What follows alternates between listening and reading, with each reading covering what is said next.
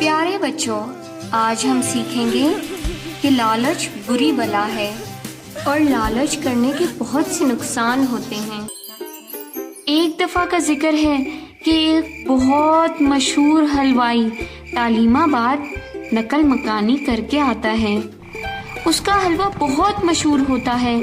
जो भी कमज़ोर आदमी खाता है वो एकदम से सेहतमंद और ताकतवर हो जाता है।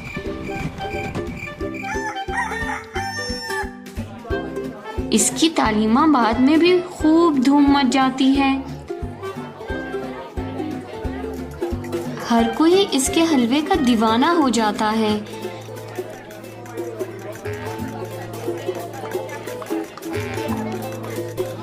तालीमाबाद में एक खूबसूरत हवेली भी है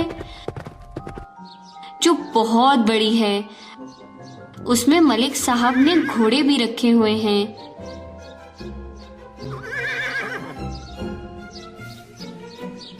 एक दिन मलिक साहब की बेटी अपने अब्बू को कहती है कि मुझे सालगिरह में पूमा पहलवान का हलवा चाहिए। मलिक साहब अपने नौकर को भेजते हैं कि पूमा पहलवान को बोलो इतवार के दिन 100 लोगों के लिए हलवा तैयार करना है और उसे मुंह बोले इनाम मिलेगा।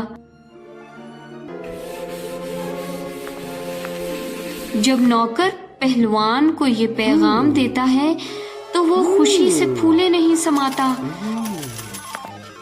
और भागा हुआ घर जाता है और अपनी बीबी को बताता है तो वो बहुत ही खुश होती है, लेकिन साथ में ही परेशान हो जाती है कि आप अकेले इतने बंदों का हलवा कैसे तैयार करेंगे। तो वो कहता है, पगली भूल गई मेरा जादुई देगचा। हजाम की बीवी ये सब कुछ सुन चुकी होती है और वो इजाजत लेकर घर से चली जाती है। रात को हजाम को बताती है कि आपको पता है पूमा को मुंह मांगे इनाम मिलेगा। वो हलवा बना रहा है 100 लोगों का मलिक साहब के लिए। हजाम कहता है, ये तो बड़ा मुश्किल काम है, 100 लोगों का एक दिन में कैसे हलवा बनेगा। हजाम की बीवी कहती है, ये तो कोई बात नहीं, असल बात तो ये है कि पूमा पहलवान के पास जादुई देगचा है जिसमें वो हलवा पकाता है। काश हमारे पास भी ऐसा देगचा आ जाए।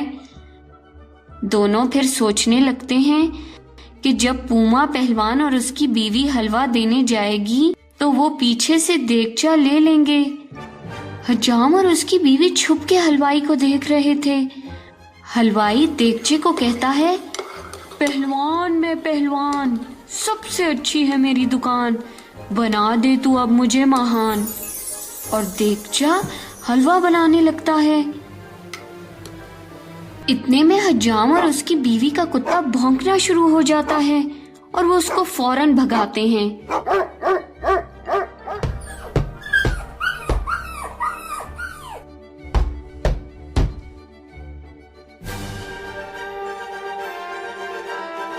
हलवाई डब्बों में हलवा डाल चुका होता है और वो और उसकी बीवी दोनों निकल जाते हैं हलवा देने। इतने में पीछे से हजाम और उसकी बीवी हलवाई का देगचा उठाकर भाग जाते हैं और हजाम घर जाकर उसी तरह कहता है, पहलवान मैं पहलवान, सबसे अच्छी है मेरी दुकान, बना दे तू अब मुझे महान। और हलवा बनना शुरू हो जाता है और वो बहुत खुश होते हैं और वो सो जाते हैं। मगर उधर देगचा हलवा बनाता ही चला जाता है।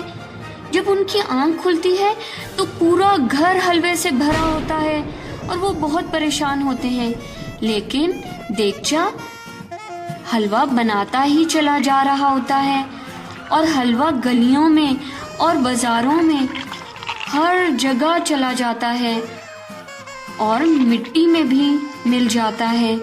जब लोग मिट्टी वाला हलवा खाते हैं तो सब बहुत ताकतवर हो जाते हैं और लड़ना शुरू हो जाते हैं। पिंकी और जोजो भागकर मलिक साहब के पास जाते हैं और उन्हें सब कुछ बताते हैं कि हलवा आता जा रहा है और जब वो ये मिट्टी वाला हलवा खा रहे हैं तो वो लड़ना शुरू हो रहे हैं। और वो मलिक साहब से मदद मांगते हैं तालिमाबाद को बचाने के लिए। हलवाई ये सुनकर हैरान हो जाता है और मलिक साहब को बताता है कि उसे एक बाबा ने एक देगचा तोहफे में दिया था जिसमें वो हलवा बनाता है।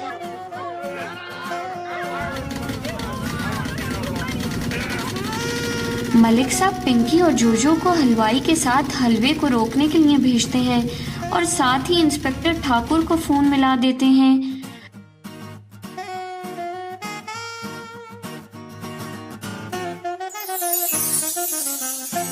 हलवाई देगचे को कहता है, चल मेरे देगचे बंद कर दे, अब थक गया है, बस कर दे अब। और देगचा रुक जाता है।